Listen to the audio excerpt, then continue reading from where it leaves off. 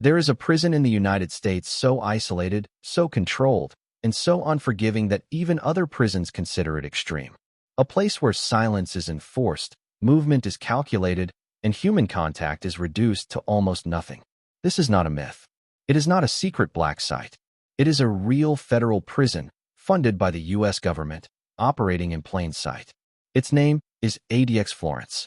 Located deep in the barren plains of Colorado, far from major cities and public attention, ADX Florence was built with one purpose: to permanently contain the most dangerous, uncontrollable, and high-risk criminals in America. Inmates sent here are not simply serving time. They are removed from society entirely. For many, ADX Florence is not just a prison. It is the final destination. Behind its thick concrete walls and reinforced steel doors, prisoners spend up to 23 hours a day alone in single-occupancy cells designed to minimize communication, movement, and even sound. Every aspect of life inside ADX Florence is engineered for control. The architecture, the daily routines, the surveillance systems, all of it serves one goal: absolute security. ADX Florence is often referred to as the prison of last resort. Inmates are sent here after escaping other prisons, attacking staff, leading violent criminal organizations from behind bars, or being deemed impossible to manage anywhere else. Once transferred in, leaving is rare. Many prisoners spend decades inside its walls, and some will never step foot outside again. What makes ADX Florence different from every other prison in America is not just who it holds, but how it holds them. Cells are constructed from poured concrete, not bars. Windows are narrow slits, angled so inmates cannot see the surrounding landscape or even tell where they are. Meals are eaten alone. Exercise happens alone. Conversations are limited, monitored, or non-existent. For some prisoners, weeks can pass without hearing another human voice. Supporters of ADX Florence argue that it is necessary, a facility built to protect prison staff, other inmates, and the public from individuals deemed too dangerous to be housed anywhere else. Critics, however, call it something far darker: a place of extreme isolation that pushes the limits of human endurance. Psychologists, former inmates, and human rights organizations have raised serious concerns about the long-term effects of such confinement. But ADX Florence does not operate on emotion. It operates on policy, procedure, and precision. Every door opens electronically. Every movement is scheduled. Every interaction is controlled. Guards rarely come within arm's reach of prisoners. Even showers are designed to prevent contact. This is a prison built not for rehabilitation, but for containment. Some of the most notorious criminals in modern American history have been held at ADX Florence: terrorists, organized crime leaders, serial offenders, and inmates who have proven impossible to control elsewhere. Their names have appeared in headlines, courtrooms, and history books. But inside ADX Florence, reputation means nothing. Every inmate is treated as a maximum risk threat. There are no privileges earned easily. There is no room for error. What is daily life really like inside this Supermax prison? How do inmates eat, sleep, exercise, and communicate under such strict conditions? What psychological toll does prolonged isolation take on the human mind? And why has ADX Florence become the blueprint for extreme incarceration around the world? In this documentary, we go beyond rumors, headlines, and dramatized portrayals. We break down the reality of life inside ADX Florence, from the design of the cells to the strict routines that govern every hour of the day. We examine how the prison operates, why it was created, and what it reveals about the American prison system at its most extreme. This is not a story of escape. There are no dramatic prison breaks here. ADX Florence is designed so that escape is nearly impossible, not just physically, but mentally. The real question is not how inmates get out, but how they survive inside. Welcome to ADX Florence, America's most secure Supermax prison. Before we begin, tap like, leave a comment, and subscribe to the channel. Your support helps us uncover the darkest corners of the prison system. Now let's step inside. ADX Florence did not emerge by accident. It was not built to follow trends, respond to public fear, or satisfy political rhetoric. Instead, it was created as a direct response to a crisis within the American prison system, a realization that the United States had inmates it could no longer safely control using traditional incarceration methods. By the late 1980s and early 1990s, federal prisons across the country were facing a growing problem. Certain inmates were continuing to run criminal networks from behind bars, assaulting staff, orchestrating violence, and exploiting weaknesses in prison security. High-risk prisoners were being transferred repeatedly, yet no facility seemed capable of fully containing them. The system needed something more extreme. The breaking point came in 1983 when two correctional officers were murdered by inmates at the U.S. Penitentiary in Marion, Illinois. The incident sent shockwaves through the Federal Bureau of Prisons. Marion was already considered a high-security facility, yet it failed to prevent lethal violence from inmates who were supposedly under control. In response, prison officials placed the entire facility under permanent lockdown. Inmates were confined to their cells for nearly 23 hours a day, a policy that would later become the foundation for Supermax incarceration. That lockdown worked. Violence dropped. Control was restored. And federal officials took notice. From that moment forward, the idea of a new kind of prison began to take shape. A facility not designed to rehabilitate, socialize, or prepare inmates for reentry, but to neutralize threats entirely. The goal was not punishment alone. It was prevention.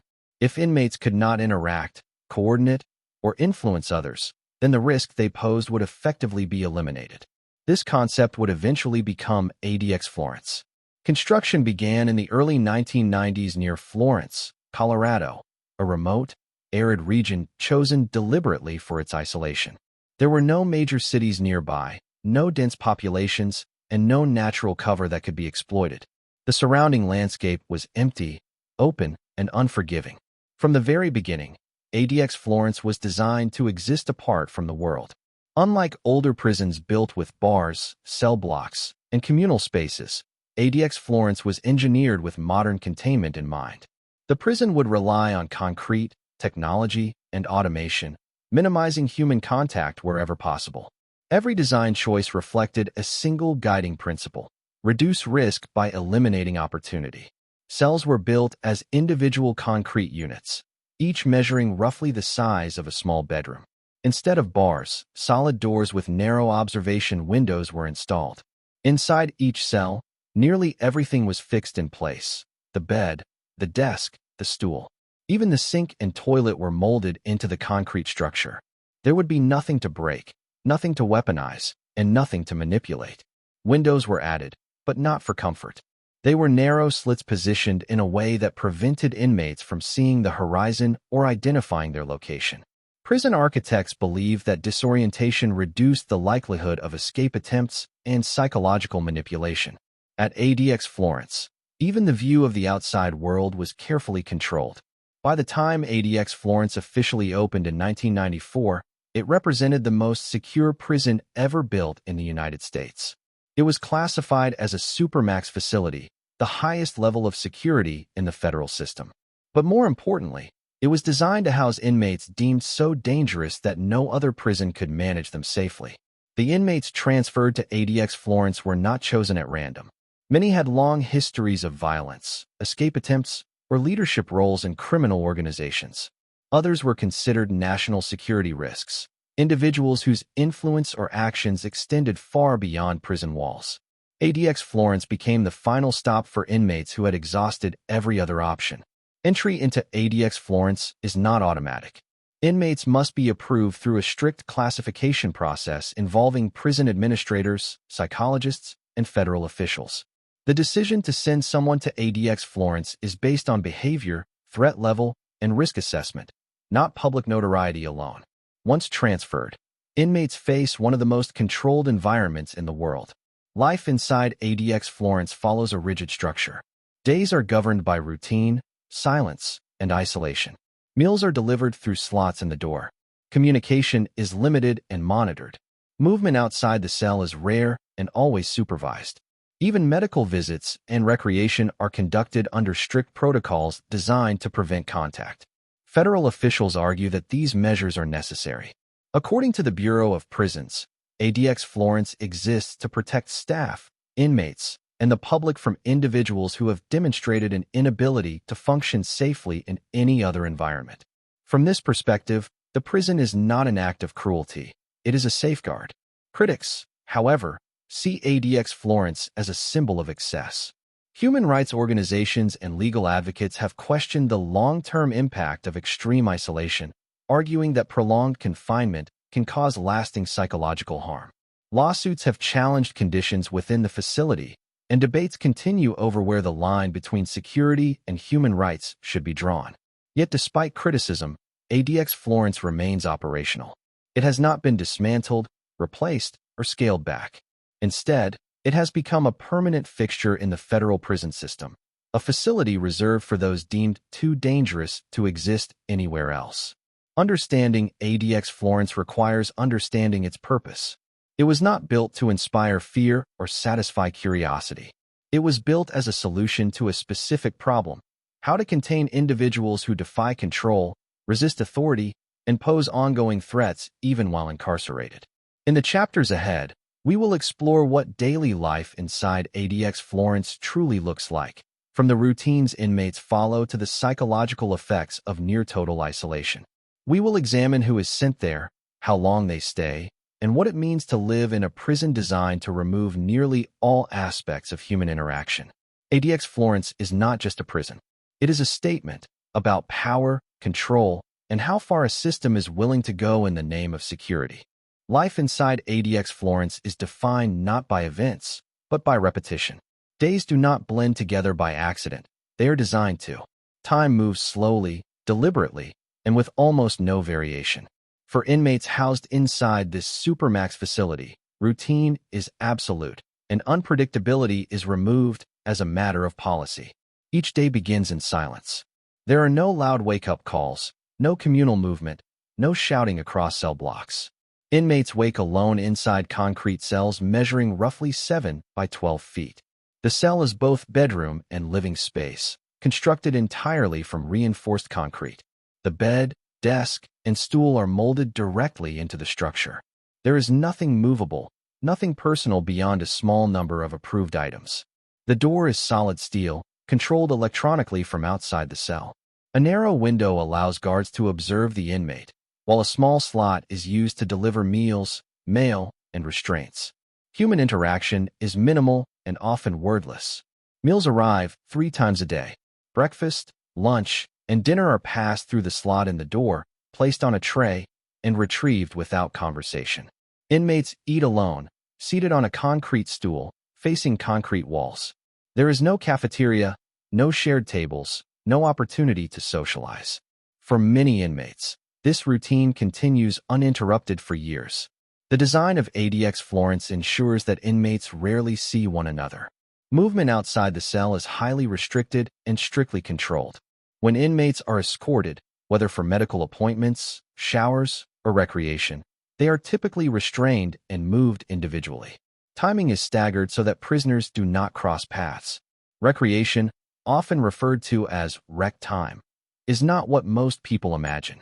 Instead of open yards or exercise fields, inmates are taken to small, enclosed outdoor spaces sometimes described as recreation pens or dog runs. These areas are surrounded by high concrete walls and open to the sky above. Inmates exercise alone, without equipment, without conversation, and under constant supervision. The standard recreation period lasts about 1 hour per day, weather permitting. For the remaining 23 hours, inmates remain inside their cells. This extreme isolation is the defining feature of ADX Florence and the aspect that has drawn the most scrutiny from critics. Communication is tightly regulated. Inmates may receive mail, but it is screened carefully. Phone calls are rare and closely monitored. Visits, when allowed, are conducted through thick glass barriers using phones. Physical contact is prohibited. For some inmates, years can pass without touching another human being. The psychological impact of such isolation has been widely debated. Former inmates have described the experience as disorienting and emotionally draining. With limited sensory input and minimal social interaction, the mind is forced inward. Time loses meaning. Days become indistinguishable from one another. Federal officials, however, maintain that ADX Florence is not intended for the general prison population. It exists specifically for individuals who have demonstrated extreme risk. From their perspective, the conditions are justified by necessity. To maintain order, ADX Florence operates under a strict behavior-based system. Inmates can earn small privileges through sustained compliance with rules. These privileges might include access to limited reading materials, increased communication, or placement in less restrictive housing units within the facility. Progress is slow and heavily monitored. However, advancement is not guaranteed. Some inmates remain in the most restrictive conditions for decades. Transfers out of ADX Florence are rare and depend on long-term behavioral change, psychological evaluations, and administrative approval. The architecture of the prison reinforces control at every level. Surveillance cameras monitor movement constantly. Doors are automated. Guards observe from protected control points rather than direct contact. The facility is designed to minimize risk to staff while maximizing containment. Even medical care follows strict protocols. Appointments are conducted under supervision, often with restraints, and interaction is kept brief. Mental health services are available, but the effectiveness of treatment under such conditions remains a subject of ongoing debate. Critics argue that prolonged isolation can worsen mental health conditions rather than stabilize them. Lawsuits and investigations have raised concerns about whether extended confinement meets constitutional standards. Supporters counter that the facility houses individuals whose behavior leaves no viable alternative. What is undeniable is that ADX Florence represents the extreme edge of incarceration. It is not a place of rehabilitation in the traditional sense. Education programs are limited. Job assignments are minimal. The focus is not on preparing inmates for reintegration, but on preventing harm. For many inmates, ADX Florence becomes a world unto itself. News from the outside arrives slowly, filtered through mail and limited communication. Relationships fade. Time stretches endlessly forward. And yet, within this rigid structure, the prison functions exactly as intended. Violence within the facility is rare. Escapes have not occurred. Control is maintained. The question remains, at what cost? As debates over criminal justice reform continue, ADX Florence stands as a symbol of how far the system is willing to go to ensure security. It challenges society to consider the balance between safety and humanity, control and consequence. In the next chapter, we will examine who is sent to ADX Florence, how inmates are classified, and what it takes for someone to be deemed too dangerous for any other prison in America. ADX Florence does not house ordinary inmates. It was never intended to. Every person held inside this Supermax facility arrives there through a deliberate and highly controlled process designed to answer one central question. Is this individual too dangerous to be managed anywhere else in the federal prison system? Before an inmate is transferred to ADX Florence, they must first fail within multiple levels of incarceration. Many begin in standard federal prisons, then move to higher security facilities after repeated incidents. Others arrive after escape attempts, assaults on staff, or continued involvement in organized crime while already incarcerated. ADX Florence is not the first option. It is the final one. The Federal Bureau of Prisons uses a classification system that evaluates inmates based on behavior, threat level, influence, and risk. This system goes far beyond criminal history. It examines how inmates act once confined. Those who manipulate others, organize violence, or demonstrate the ability to maintain criminal control from behind bars are flagged as potential candidates for Supermax confinement. One of the most significant factors in this decision-making process is institutional behavior. An inmate who repeatedly assaults guards, threatens staff, or undermines prison order is viewed as an ongoing security risk. Even a single violent incident can permanently alter an inmate's classification. At this level, trust is not easily restored. Another critical factor is external influence. Some inmates retain power far beyond prison walls. Leaders of criminal organizations, extremist networks, or large-scale conspiracies may continue to issue orders or inspire violence from inside conventional prisons. For federal authorities, isolating these individuals becomes a matter of national security. ADX Florence exists to sever those connections. Once an inmate is identified as a candidate, the transfer decision is reviewed by multiple layers of administration. Psychological assessments, security evaluations, and disciplinary records are analyzed. The goal is to ensure that ADX Florence is reserved only for those deemed incapable of functioning safely anywhere else. Contrary to popular belief, Notoriety alone does not determine placement. High-profile inmates are not automatically sent to ADX Florence. The determining factor is risk, not fame. Many inmates housed there are unknown to the public but considered extreme threats within the prison system. Upon arrival, inmates are placed into the most restrictive housing units. From there, they may enter a behavior-based progression system. In theory, inmates who demonstrate long-term compliance may gradually earn limited privileges or transfer to less restrictive units within the facility. In practice, this process can take years, and for some inmates, it never happens. The philosophy behind this system is simple. Control behavior through structure, not force. ADX Florence does not rely on constant physical confrontation. Instead, it uses isolation, predictability, and consequence. Inmates quickly learn that rule violations lead to further restriction, while compliance may offer minor improvements in conditions. However, critics argue that the system places inmates in an impossible position. Extended isolation can impair mental health, making it harder for individuals to meet behavioral expectations. This creates a cycle where inmates remain confined not solely because of risk, but because the conditions themselves limit their ability to improve. Psychological evaluations play a significant role in determining an inmate's status. Mental health professionals assess behavior, emotional stability, and risk of violence. But treating psychological issues within an environment of extreme isolation presents unique challenges. Therapy sessions are limited. Interaction is restricted. Trust between inmate and clinician is difficult to establish. Former inmates have described the experience as mentally exhausting. Without regular human contact, emotions flatten. Motivation fades. Some report difficulty concentrating, sleeping, or maintaining a sense of time. These effects are not immediate. They build slowly, often unnoticed at first. Federal officials counter that mental health services are available and that ADX Florence is not intended to worsen conditions, but to manage individuals who already present severe risks. From their perspective, the alternative, placing these inmates in less secure environments, would expose staff and other inmates to unacceptable danger. Another important aspect of ADX Florence's population is sentence length.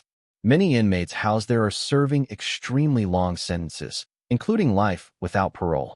With little expectation of release, traditional rehabilitation incentives lose effectiveness. The prison's focus shifts entirely to containment and order.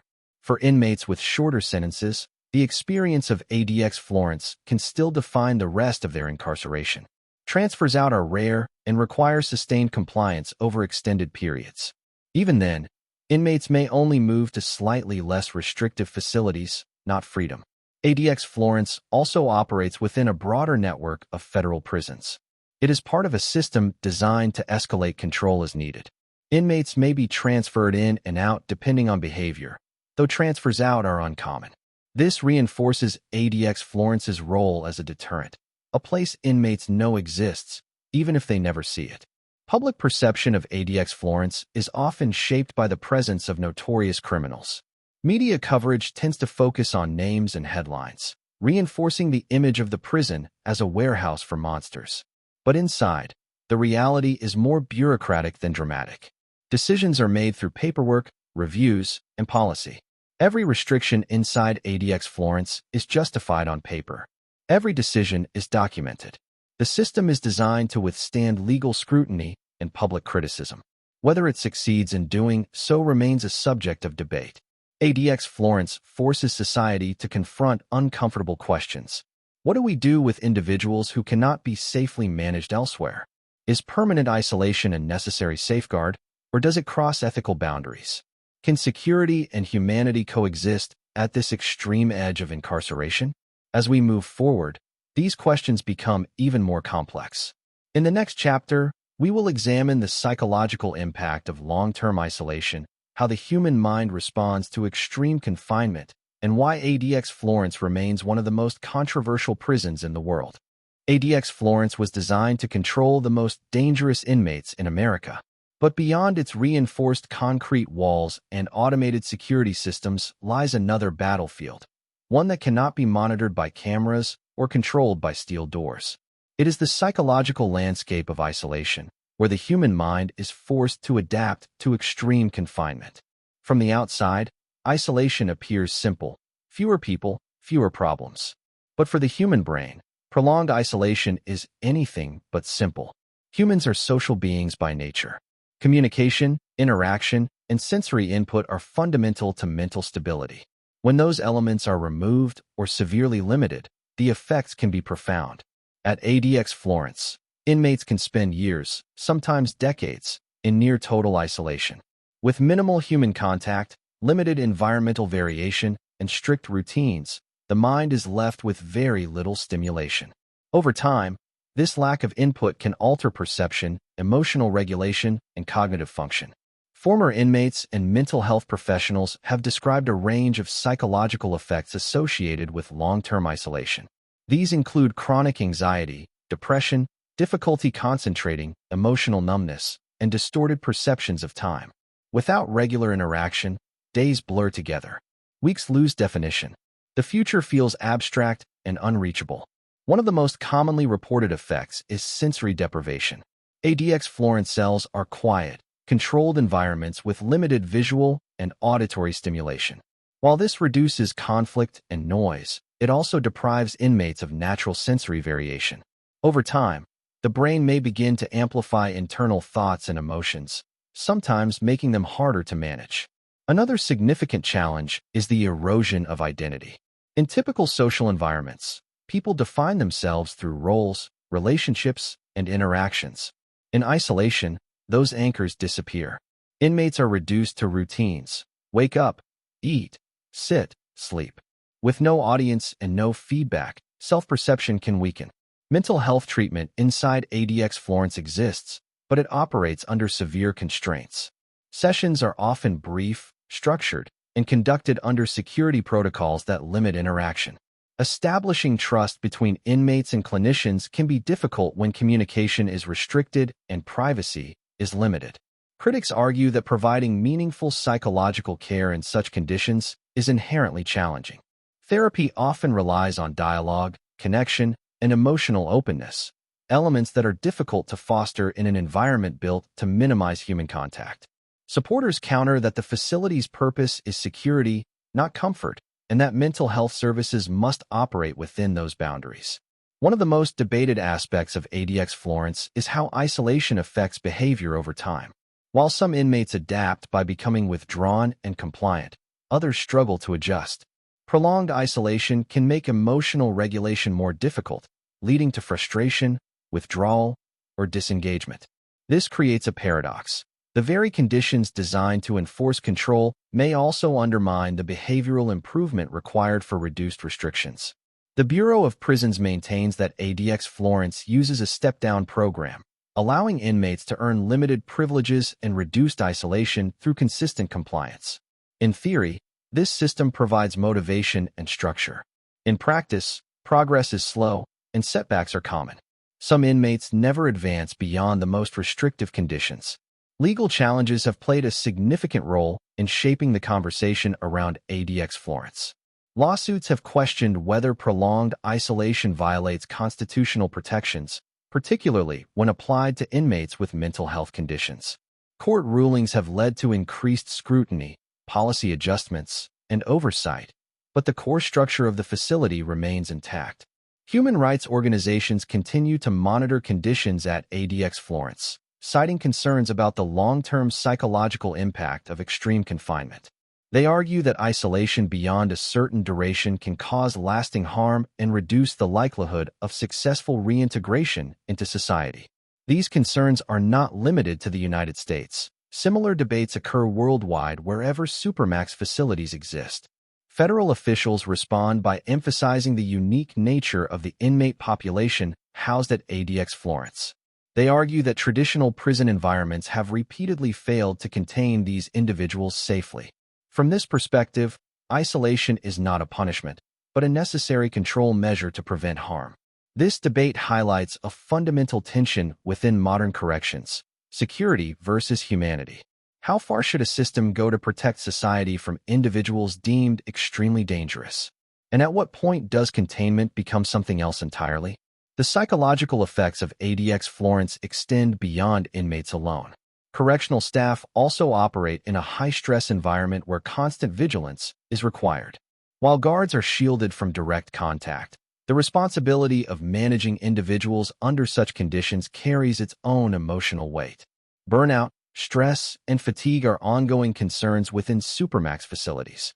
Despite controversy, ADX Florence continues to function as designed. There have been no successful escapes. Violence within the facility remains rare. From a purely operational standpoint, it achieves its goals.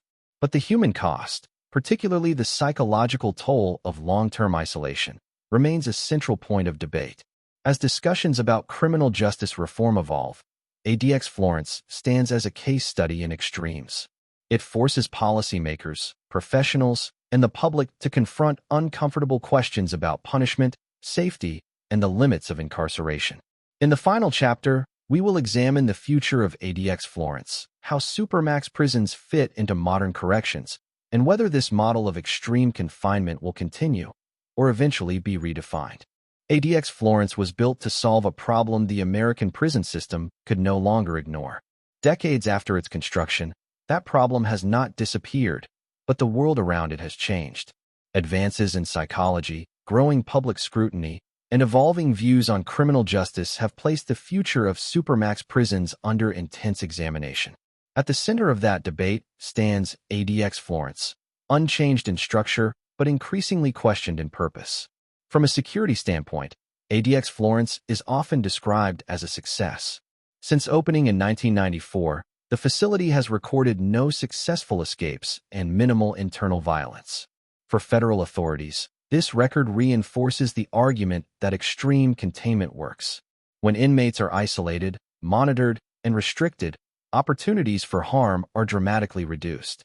But effectiveness alone does not end the discussion. As public awareness of mass incarceration has grown, attention has turned toward the long-term consequences of extreme confinement. Critics argue that Supermax prisons represent a philosophy rooted in control rather than correction, a model that prioritizes immediate safety over long-term outcomes. Supporters counter that ADX Florence was never meant to rehabilitate in the traditional sense. It exists to contain individuals who have repeatedly demonstrated that they cannot function safely in any other environment. This distinction is critical to understanding the future of the facility. ADX Florence is not designed for the average inmate, nor does it claim to be. It occupies a narrow but powerful role within the federal system, a place for prisoners deemed too dangerous to manage elsewhere. As long as such individuals exist, proponents argue, a facility like ADX Florence will remain necessary. However, the criteria used to determine who belongs there continue to evolve. Legal challenges and internal reviews have led to refinements in classification procedures, particularly regarding inmates with serious mental health conditions. Courts have increasingly emphasized the need for individualized assessments rather than blanket confinement policies. One of the most significant developments affecting ADX Florence has been increased judicial oversight. Lawsuits have forced the Bureau of Prisons to defend its practices, document its decisions, and, in some cases, adjust policies. While the core structure of the prison remains intact, the environment around it has become more transparent and regulated. Mental health considerations are now central to discussions about Supermax confinement. Experts increasingly recognize that isolation can exacerbate existing conditions and create new challenges. As a result, pressure has grown to expand mental health services, improve evaluation processes, and reduce the length of time inmates spend in the most restrictive housing. Yet these changes face practical limitations. ADX Florence was built for isolation. Its architecture, staffing model, and operational procedures are not easily adapted to a more interactive or rehabilitative approach. Any significant shift in philosophy would require not just policy changes, but structural transformation, something that is neither simple nor inexpensive. Beyond the walls of ADX Florence, the broader criminal justice system is undergoing reassessment. Sentencing reforms, alternative incarceration models, and restorative justice initiatives have gained traction in some jurisdictions. These developments raise an important question. Will the population that ADX Florence was built to contain continue to exist at the same scale? Some experts argue that as sentencing practices evolve, fewer inmates will reach the extreme end of the risk spectrum. Others believe that there will always be a small group of individuals whose actions necessitate maximum containment, regardless of reforms elsewhere. Technology also plays a role in shaping the future. Advances in surveillance, monitoring, and behavioral assessment may offer new ways to manage high-risk inmates without relying solely on physical isolation. Whether these tools can match the security provided by Supermax confinement remains uncertain. Public perception of ADX Florence has shifted over time. Once shrouded in mystery, the facility is now widely known and frequently discussed. Media coverage, documentaries, and legal reporting have brought its practices into the public conversation. This visibility has increased accountability, but it has also polarized opinions. For some, ADX Florence represents a necessary safeguard, a final barrier protecting society from individuals who pose extraordinary risks. For others, it symbolizes the excesses of a punitive system that prioritizes control over human dignity. The truth may lie somewhere in between. ADX Florence forces society to confront uncomfortable realities about crime, punishment, and responsibility. It challenges the assumption that every problem has a rehabilitative solution. At the same time, it raises ethical questions about how far a system should go to neutralize perceived threats. As long as ADX Florence exists, it will remain a point of tension between safety and humanity, efficiency and ethics, fear and control. Its future will likely be shaped not by a single decision, but by ongoing negotiation between courts, policymakers, professionals, and public opinion. What happens inside ADX Florence rarely changes. The routines remain rigid. The walls remain silent. But the world outside continues to debate its necessity. In the end, ADX Florence is more than a prison. It is a reflection of how a society responds when faced with its most extreme challenges, and how it defines the boundaries of justice, security, and human endurance. ADX Florence was never meant to be understood easily. It exists at the far edge of the American justice system, where fear, security, and consequence collide. Long after the headlines fade and public attention shifts elsewhere, this prison remains silent, remote, and unchanged. For the inmates held inside its concrete walls, time does not move the way it does in the outside world. Days are measured not by events, but by routine. Weeks blend into months. Months stretch into years. And for some, ADX Florence is not a temporary stop, but the final chapter of their lives. Supporters of the facility argue that ADX Florence represents control at its most necessary, a place designed to prevent further harm when all other options have failed. They point to its security record, its lack of escapes, and the safety it provides to staff, inmates, and the public. From this perspective, the prison fulfills its mission exactly as intended. Critics, however, see something else entirely. They see isolation pushed to its limits. They question the psychological cost of extreme confinement and whether a system built on separation can truly deliver justice. To them, ADX Florence is not just a prison. It is a warning about how far punishment can go when fear outweighs reform. And perhaps that is what makes ADX Florence so controversial. It forces society to confront questions with no easy answers. What should be done with individuals who continue to pose a threat, even behind bars? Where does security end and cruelty begin? Can a system built on isolation ever claim to protect humanity as well as safety? ADX Florence does not offer clear solutions. It offers containment. It offers certainty. And in a system often defined by chaos, that certainty carries weight. But the debate surrounding this prison is far from over. As laws evolve, as public scrutiny increases, and as our understanding of mental health deepens, the future of Supermax incarceration remains uncertain. Whether ADX Florence will stand unchanged for decades to come, or become a relic of a harsher era, is a question still unfolding. What remains undeniable is this. ADX Florence exists because the system believes some individuals cannot be held anywhere else. It is the last line, not just between inmates and society, but between control and chaos. Thanks for watching. Like, share, and subscribe.